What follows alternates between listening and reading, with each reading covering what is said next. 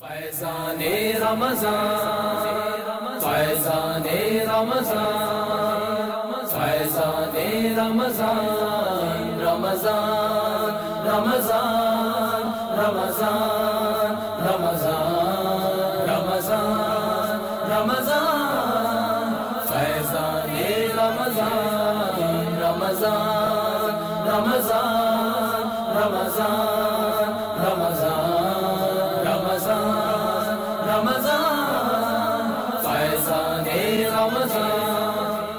ماہ سیام کا ہر لمحہ رحمتوں، برکتوں اور نور بھری ساعتوں سے لبریز ہوتا ہے۔ عاشقان رسول کے دلوں میں عبادتوں کی حلاوت جگا کر شب و روز نیکیوں میں گزارنے کا ایسا درس دیتا ہے کہ ہر کسی کی حتی الامکان کوشش ہوتی ہے کہ حالت روزہ اور اس کے علاوہ بھی زیادہ سے زیادہ وقت اللہ عز و جل کی عبادت، سرکار مدینہ صلی اللہ تعالی علیہ وآلہ وسلم کی مدحت اور دیگر ذکر و اذکار میں مصروف گزرے۔ الحمدللہ عز و جل تبلیغ قرآن و سنت کی عالمگیر غیر سیاسی تحریک دعوت اسلامی کے زیر انتظام مدنی چینل 1435 ہجری کے رمضان المبارک کے لائیو اور ریکارڈڈ ٹرانسمیشن کو روزانہ ریپیٹ ٹرانسمیشن نشر مقرر کے طور پر بنام رمضان کی پرکیف یادیں پیش کرنے کی سعادت حاصل کر رہا ہے، جس میں آپ ملاحظہ کریں گے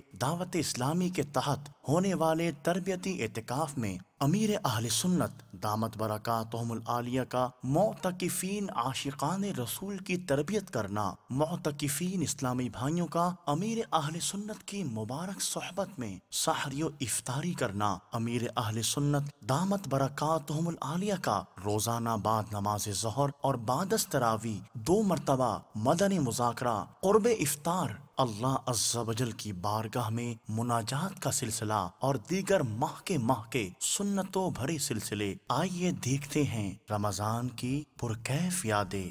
الحمدللہ عز و جل تلاوت قرآن پاک، مناجات، حمد باری تعالی اور تاجدار مدینہ صلی اللہ تعالی علیہ وآلہ وسلم کی بارگاہ میں ہدیہ نعت سے ٹرانسمیشن کا آغاز ہوا۔ اِنَّا أَنزَلْنَا إِلَيْكَ الْكِتَابَ بِالْحَقِّ لِتَحْكُمَ بَيْنَ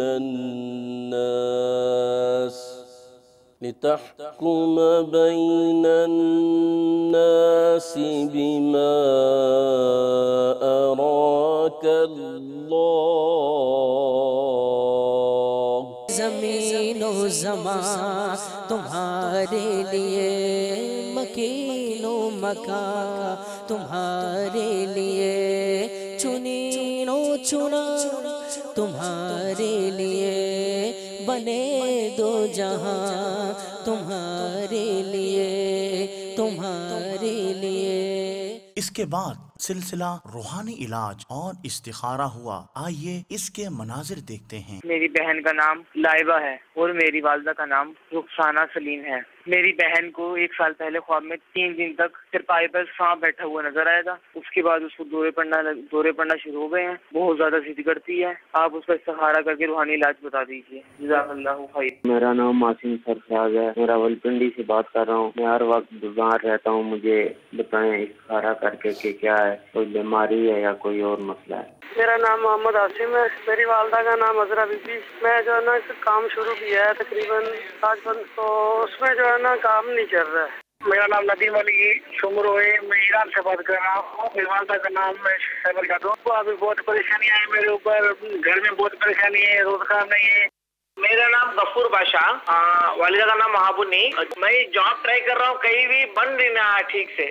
میرا نام جی محمد واجد علی ہے، میری والدہ کا نام الوین اختر ہے۔ میں نے استخارہ کروانا ہے کہ جی میں باہر یعنی کہ جرمنی کی ٹرائی کر رہا ہوں، یہاں پہ جانے میرے لیے اچھا ہوگا کہ نہیں؟ مولایا صلی وسلم دائما ابدا علی حبیبک خیر الخلق کلہم مولایا صلی وسلم دائما أبدا على حبيبك خير الخلق كلهم. علی حسن بھائی، آپ کی ہمشیرہ کا استخارہ کیا، جنات کے اثرات کے معاملات کا اشارہ ملا ہے. ان کے لیے روحانی علاج میں عرض کر دیتا ہوں، اس کو بغور سماعت فرما لیجئے. جب بھی ان کے دورے وغیرہ کی کیفیت طاری ہو جائے، ان کو دورہ وغیرہ پڑ جائے، آپ کو یہ عمل کرنا ہے کہ ان کے سامنے 100 مرتبہ یا قہارو یا قہارو یا قہارو یہ پڑھنا ہے. انشاءاللہ عز و جل یہ یا قہارو 100 مرتبہ پڑھ کر ان پہ دم کر دیں گے تو انشاءاللہ عز و جل ان کے جو دورے وغیرہ کی کیفیت ہے یہ درست ہو جائے گی انشاءاللہ. عاصم سرفراز بھائی، آپ نے استخارہ کروایا کہ آپ بیمار رہتے ہیں، اللہ تبارک و تعالیٰ آپ کو شفا عطا فرمائے. آپ کے ساتھ کوئی عملیات جادو کے معاملات کا اشارہ نہیں آ رہا، بلکہ آپ کے ساتھ صرف اور صرف قدرتی بیماری وغیرہ کے معاملات کا اشارہ آ رہا ہے. روحانی علاج آپ اس کا بھی سماعت فرما لیجئے. آپ روزانہ کسی بھی وقت 111 مرتبہ یا سلامو یا سلامو یا سلامو پڑھ کر اپنے وجود پر روزانہ دم فرما دیا کریں، اپنے اوپر دم کر دیں، انشاءاللہ عز و جل بیماری سے شفا حاصل ہوگی. واجد علی بھائی، جرمنی جانے کے حوالے سے آپ نے استخارہ کروایا، تو جرمنی جانے کے حوالے سے فی الحال آپ کے لیے منع کی طرف اشارہ آ رہا ہے. استخارے میں آپ کے لیے جرمنی جانا بہتر نہیں آ رہا. عاصم بھائی، آپ نے کوئی کام وغیرہ شروع کیا ہے مگر اس میں کامیابی نہیں ہو پا رہی.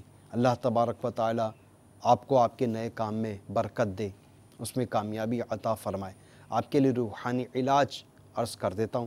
آپ کو چاہیے کہ آپ روزانہ جب بھی آپ سو کر اٹھیں تو اٹھتے ہی یا مقتدرو یا مقتدرو یا مقتدرو 20 مرتبہ پڑھ لیا کیجئے. اس عمل کی برکت آپ کو یہ نصیب ہوگی کہ انشاءاللہ عز و جل آپ کے ہر کام میں اللہ تبارک و تعالی کی مدد شامل حال ہو جائے گی.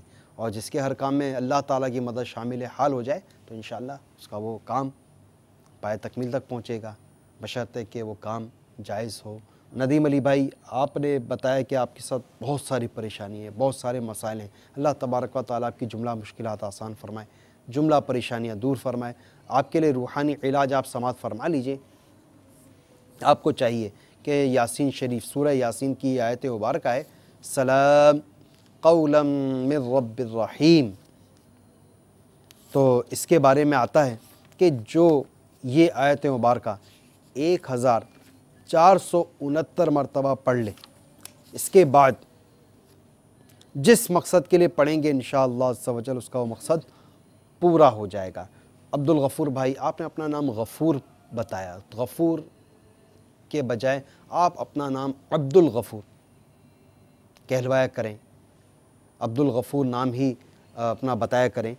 تو آپ کے پاس کام نہیں ہے، آپ ہمت نہ ہاریں، پریشان نہ ہوں، مایوس بھی نہ ہوں.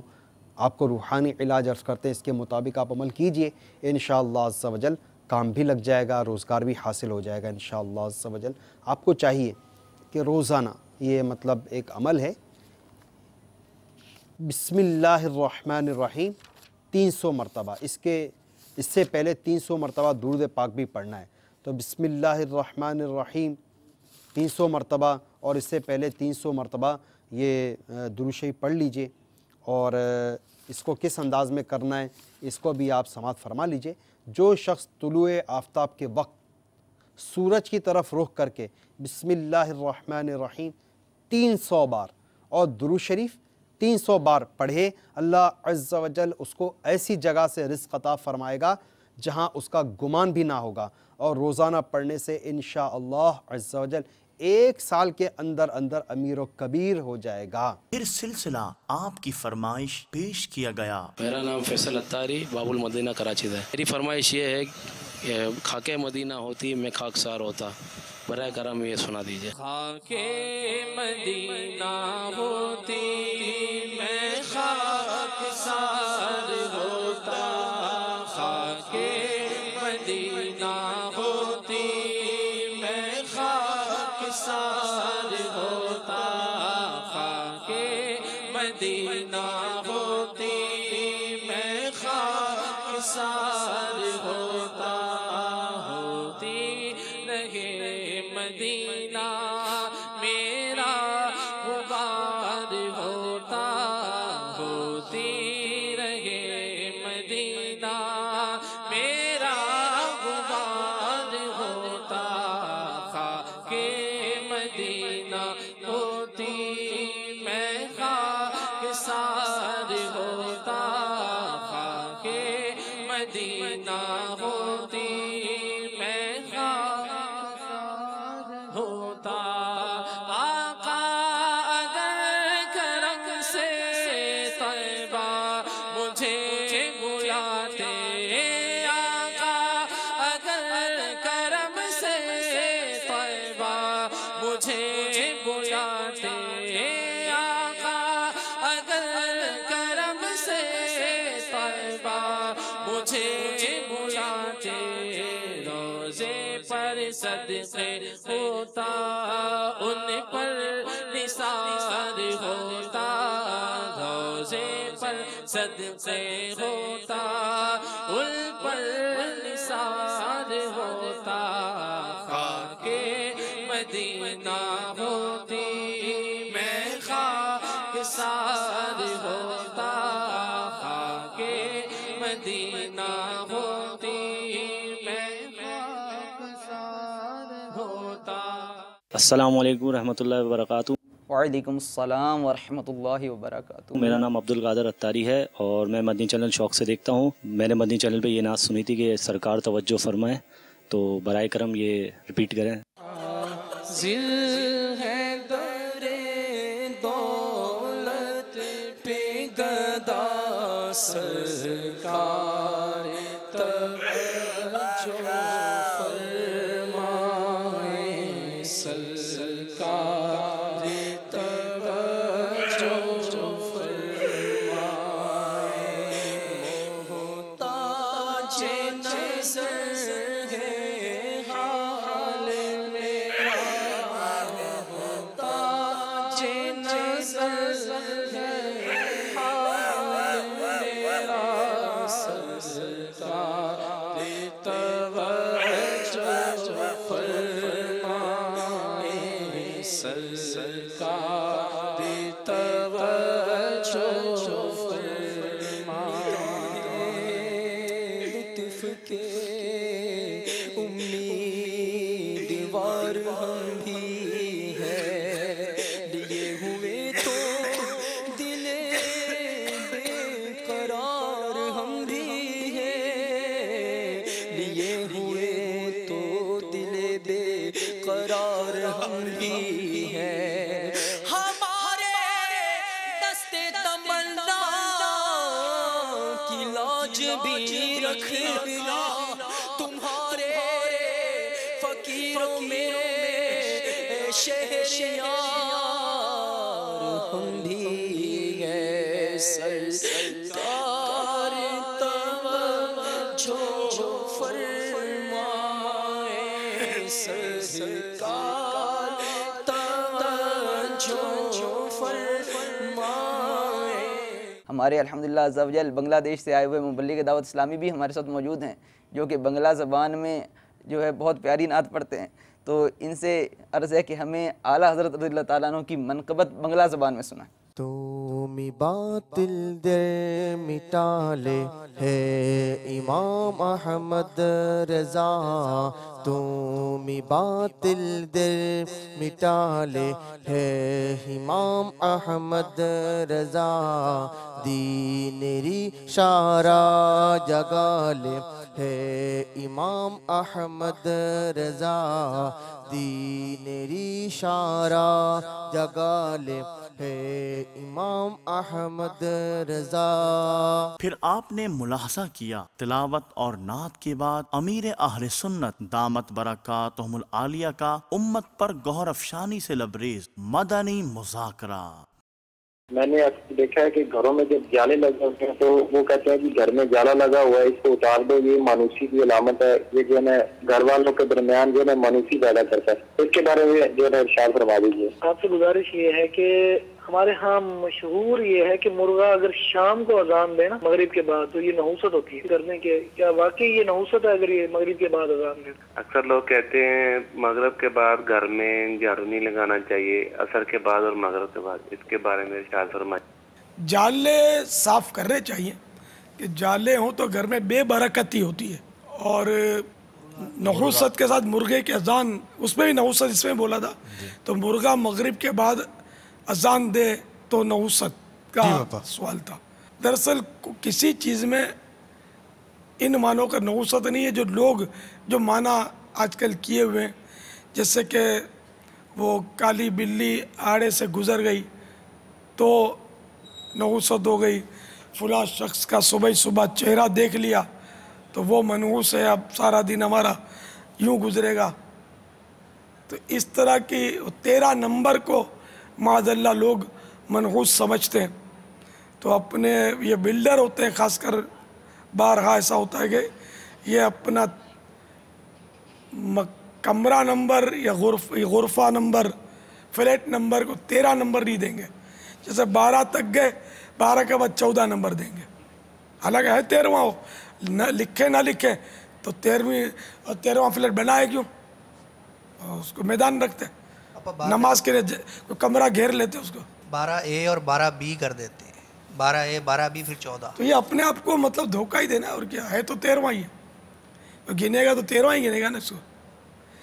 تو بہرحال یہ کہ لکھے نہ لکھے یہ نحوست نہیں ہے. 13 نمبر میں نحوست کیسے ہو سکتی ہے کہ میرے مکی مدنی آقا صلی اللہ تعالی علیہ وآلہ وسلم کے اعلان نبوت کے بعد مکی زندگی 13 سال کی ہے.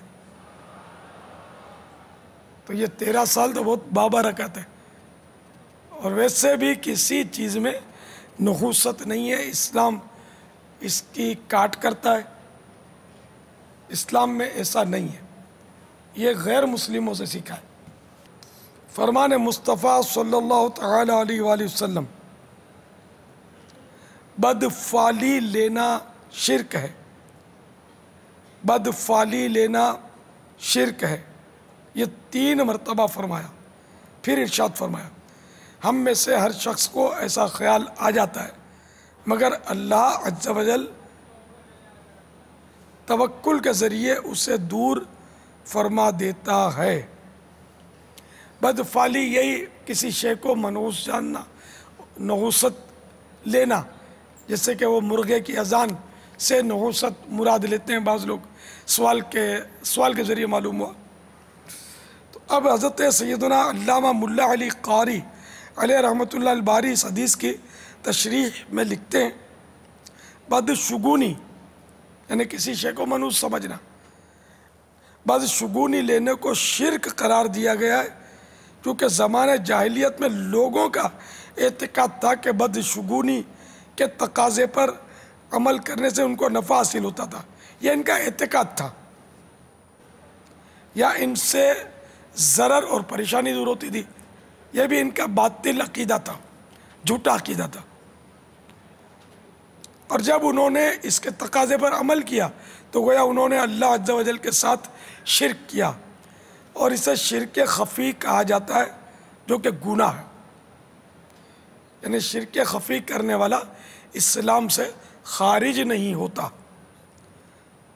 اور اگر کسی شخص نے یہ عقیدہ رکھا کہ فائدہ دلانے اور مصیبت میں مبتلا کرنے والی اللہ تعالیٰ کے سوا اور کوئی ذات ہے جو ایک مستقل طاقت ہے، تو اس نے شرک جلی کا ارتکاب کیا جو کہ کفر ہے.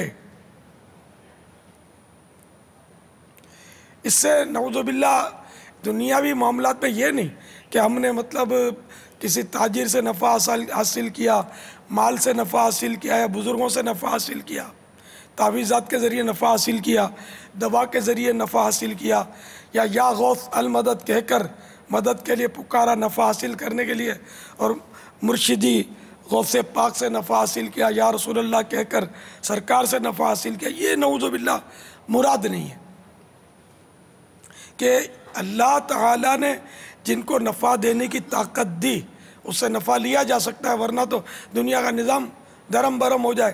عیسیٰ علیہ السلام بھی ابن نفائی ہے. تو اللہ کے سوا اور کوئی ذات ہے، یہ عقیدہ رکھے کہ فائدہ دلانے اور مصیبت میں مبتلا کرنے والی اللہ تعالیٰ کے سوا اور کوئی ذات ہے جو ایک مستقل طاقت ہے، تو اس نے شرک جلی کا ارتکاب کیا اور یہ کفر ہے. شام کے وقت یا رات کے وقت جھاڑو نکالنا، تو رات کے وقت جھاڑو نکالنے سے تنگ دستی آتی ہے، یہ تو قول ہے بزرگوں کا. لیکن نحوست یہ بھی نہیں ہے کہ نحوست بدشگونی بدفعلی کا احادیث مبارکہ میں رد کر دیا گیا. تو اس سلسلے میں بدشگونی نامی ایک رسالہ مکتبۃ المدینہ نے شائع کیا ہے، اس کو ضرور پڑھیے. انشاءاللہ عز و جل آپ کے بہت سارے وساوس دور ہو جائیں گے. اپنے آپ کو گناہ سے پاک کیجئے کہ بدشگونی کی شریعت میں ممانعت ہے. کسی چیز کو نحوست والا منحوس سمجھنا اس کی ممانعت ہے. اچھے شگون کی بھی وضاحت کر دیں گے. اچھا شگون لینا کیسے؟ اچھا شگون لینا اچھا ہے کہ یار آج تو میں نے دکان کھولی تو میں ایک آدمی کو جانتا ہوں جس نے وہ نہیں کروائی، بڑا نیک آدمی یار، بس آج تو انشاءاللہ خیر ہی خیر ہے. تو یہ نیک شگون ہے، اس میں حرج نہیں ہے. یا صبح سویرے نکلے تو آپ کی مسجد کے امام صاحب آپ کو مل گئے، تو آپ نے یہ دل میں لیا کہ یار چلو آج یار اللہ کے نیک بندے سے پہلی ملاقات ہوئی ہے میری، آج انشاءاللہ میرا دن خیر سے گزرے گا. تو یہ نیک فالی خوش شگونی یہ جائز ہے، بد شگونی یہ جائز نہیں ہے. واللہ تعالی اعلم ورسولہ اعلم عز وجل وصلی اللہ تعالی علیہ وآلہ وسلم. صلو علی الحبیب صلی اللہ تعالی علی محمد. پھر آپ نے دیکھا انگریزی زبان میں سلسلہ لرن قرآن. صراط الذین انعمت علیہم غیر المغضوب علیہم ولا الضالین. This is the last ayah of Surah Fatiha. So in the first part, we made dua that, oh Allah Tabarak wa Ta'ala, please guide us the path of those people whom you have gifted. And in the second part, we are saying not the path of those people, not of those who have earned your anger, nor of those they have gone astray. So these are two things very important. We are making dua in the court of Allah Tabarak wa Ta'ala. Oh Allah Tabarak wa Ta'ala, save us from the path of those people. They have earned your anger. And Mufassirin Kiram say that this part of ayah means Yahud, because they are maghdoob. Those people, they have earned the anger of Allah Tabarak wa Ta'ala by denying Allah Tabarak wa Ta'ala, by denying His Prophet Sallallahu Ta'ala Alaihi Wasallam. And that's why they are not on the right path. And Dallin means Christians. Those people, those have denied the prophethood of Sarkar Sallallahu Ta'ala Alaihi Wasallam. So they are astray. So we are making dua to have the straight path, the path of pious people. At the same time, we are asking help from Allah Tabarak wa Ta'ala to save us from the wrong path. So it is very important. So we have to see that what is the mentality of the Muslims in this time, the time in which we are living nowadays, this era especially, to whom we are following, who are our ideals, to whom we want to follow, apparently, physically, in our culture, in our ceremonies, in the way of eating, in the way of dressing, in the way of reading, in the way of education, whatever the way is there. So we have to think about our people to whom we are going to follow. So Muslims are not to follow the other peoples. We are Muslims. Alhamdulillah, we have the Holy Quran. We have the Sunnahs of Rasulullah sallallahu ta'ala alayhi wasallam. So we are created to lead the nations. We are not to follow the other people. Alif, Lam, Mim. Whenever you read the Holy Quran and you want to read the translation of the Holy Quran as well, so you would find the same huruf, the same alphabets are written under these huruf. Alif, Alif, Lam, Lam, Mim, Mim. Because these are huruf-e-muqatta'at, and ulama kiram say the real meanings of these huruf-e-muqatta'at Allah knows better, and by His gifted knowledge His Prophet sallallahu ta'ala alayhi wasallam knows the meanings of these huruf. But these are hidden from the common people. We don't know the real meanings of these words, these huruf. And what we have to do and what belief should be in our minds, that is whatever Allah Tabarak wa Ta'ala has mentioned in these huruf, so we have believe in that. We don't know, but whatever Allah Tabarak wa Ta'ala has said, we have believed there.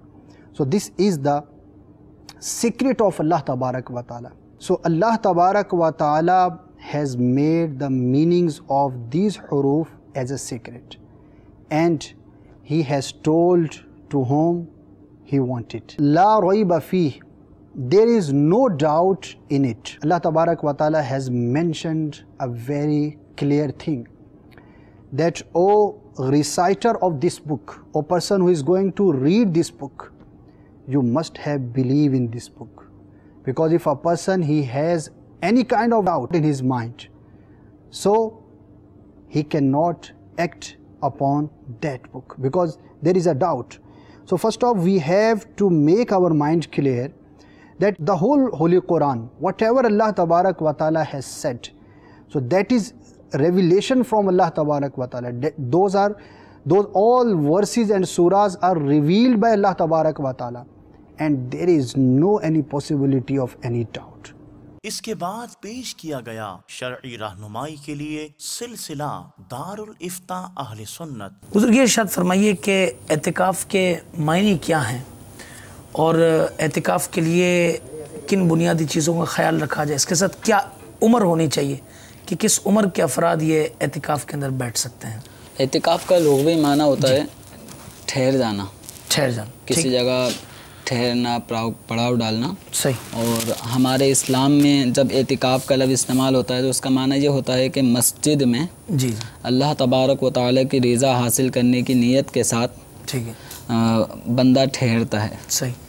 तो इस ठहरने का नाम एतिकाफ़ है, और इस एतिकाफ़ के लिए मुसलमान होना, सही, आकिल होना, ठीक है, और जनाबत व हैज़ और नफास से पाक होना ज़रूरी है। ठीक। बुलुग बालिग होना इसके लिए शराइत में से नहीं है, लिहाजा अगर नाबालिग बच्चा है और काबिल तमीज़ है और अच्छी बुरी बातों में तमीज़ करता है, मस्जिद के आदाब का ख्याल रखता है, तो अगर वो नाबालिग भी बच्चा एतिकाफ़ में बैठ जाए तो उसका भी एतिकाफ़ करना दुरुस्त होता है। ठीक। लेकिन नाबालिग बच्चों को जो समझदार भी अगरचे हैं, जैसे 12-13 साल के बच्चे, अगर वो नाबालिग हों और बालिग अभी ना हुए हों तो उनको तन्हा नहीं बैठना चाहिए। ठीक। साथ में उनके वालिद साहब या बड़े भाई या चचा ताया इस तरह कोई इनके महारिम में से हो तो फिर वो अपने इन बड़ों के साथ एतिकाफ़ में बैठें। बड़ी अच्छी बात, ये मशवरा है। जी, वरना अगर वो आकिल और अगर आकिल है, समझदार है, लेकिन नाबालिग है तो वो एतिकाफ़ में बैठा तो एतिकाफ़ उसका दुरुस्त माना जाएगा। और अगर कोई बच्चा बैठ गया एतिकाफ़ में, चूँकि उसका एतिकाफ़ दुरुस्त है, तो उसको एतिकाफ़ से निकाल नहीं सकते। सही। तो इस चीज़ का ख्याल रखना चाहिए। और बनियत एतिकाफ़ मस्जिद के अंदर ये ठहरना एतिकाफ़ है, और अगर कोई वैसे ही मस्जिद के अंदर ठहरा रहता है जी, लेकिन उसकी नीयत एतिकाफ़ की नहीं है, सही, تو پھر ایسی صورت میں اعتکاف نہیں ہوگا اور اعتکاف کا ثواب بھی نہیں ملے گا. صدر الشریعہ بدر الطریقہ علیہ رحمہ نے بہت ہی پیاری بات بحاد شریعت میں لکھی ہے کہ مسجد کے دروازے پر واضح الفاظ میں یہ لکھ لیں کہ اعتکاف کی نیت کر لو، اعتکاف کا ثواب پاؤ گے. کیا بات. تو ایک توجہ دلانے کے لیے ہے کہ اعتکاف مسجد میں اللہ تعالیٰ کی رضا حاصل کرنے کی نیت سے ٹھہرنے کا نام ہے. تو اس نیت سے جب بندہ مسجد میں داخل ہونے لگے تو اس کو تھوڑی دیر اپنے آپ کو متوجہ کر کے اعتکاف کی نیت کرنی چاہیے کہ میں اللہ کی رضا حاصل کرنے کے لیے اس کے دربار میں وقت گزاروں گا، اس کے گھر میں وقت گزاروں گا. تو یہ نیت اس کی ہونی چاہیے. انشاءاللہ عزوجل یہ اعتکاف کا ثواب اس کو ملتا رہے گا. السلام بخاری اختاری ارسلام باب المدینہ کراچی سے. میرا سوال یہ ہے کہ اگر اعتکاف کی قضا کی نیت سے بس بیٹھ جائے جا کے اور یہ کہ پچھلے اعتکافوں کی قضا کر رہا ہے کہ اگر ٹوٹ گیا ہو تو اس کا کیا طریقہ کار ہے؟ کیا وہ ادا ہو جائے گا اس طرح بس ایسی نیت کر کے بیٹھنا؟ اگر کوئی اعتکاف کی قضا کرنا چاہتے ہیں اور اعتکاف کی قضا کے لیے ماہ رمضان المبارک کا یہ آخری عشرہ ہی ضروری نہیں ہے. سال میں کسی بھی دن جن دنوں میں روزے رکھنا ناجائز ہیں ان کے علاوہ ان کے علاوہ بقیہ کسی بھی دن وہ اعتکاف کی قضا کر سکتا ہے. اس کا طریقہ یہ ہے کہ وہ کسی بھی دن غروب آفتاب سے پہلے مسجد میں چلے جائے، رات وہیں پہ گزارے اور صبح صادق ہونے پر وہ روزہ رکھے اور روزہ رکھنے کی صورت میں پورا دن گزارے. جب آئندہ غروب آفتاب ہو جائے تو اس کا وہ اعتکاف جس کی اس نے قضا کرنی تھی وہ اعتکاف قضا والا ادا ہو جائے. تو اعتکاف چاہے قضا کا ہو اس کے اندر بھی روزہ ضروری ہے. اس میں یہ نہیں ہم یوں کر لیتے ہیں کہ مثال کے طور پہ اگر کسی اسلامی بھائی کا بیچارے کا اعتکاف کسی بیماری کی وجہ سے کسی اور پرابلم کی وجہ سے کوئی قریبی رشتہ دار کا انتقال ہو گیا، گھر والے کا انتقال ہو گیا، وہ توڑ سکتا ہے جنازہ پڑھنے جن صورتوں میں اجازت ہے، جو صورتیں اجازت ہے اس کی.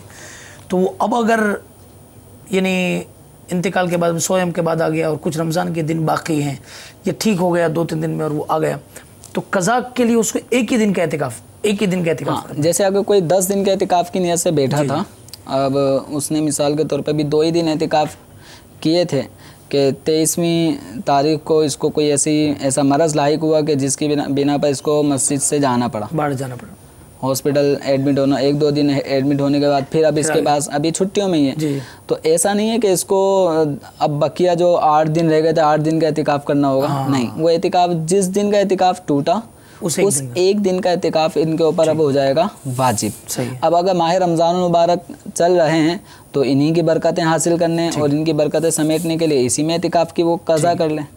اور طریقہ جو بتایا کہ غروب آفتاب سے پہلے آ جائے اور آئندہ غروب آفتاب تک مسجد میں رہے اور اس دوران روزہ بھی رکھنا.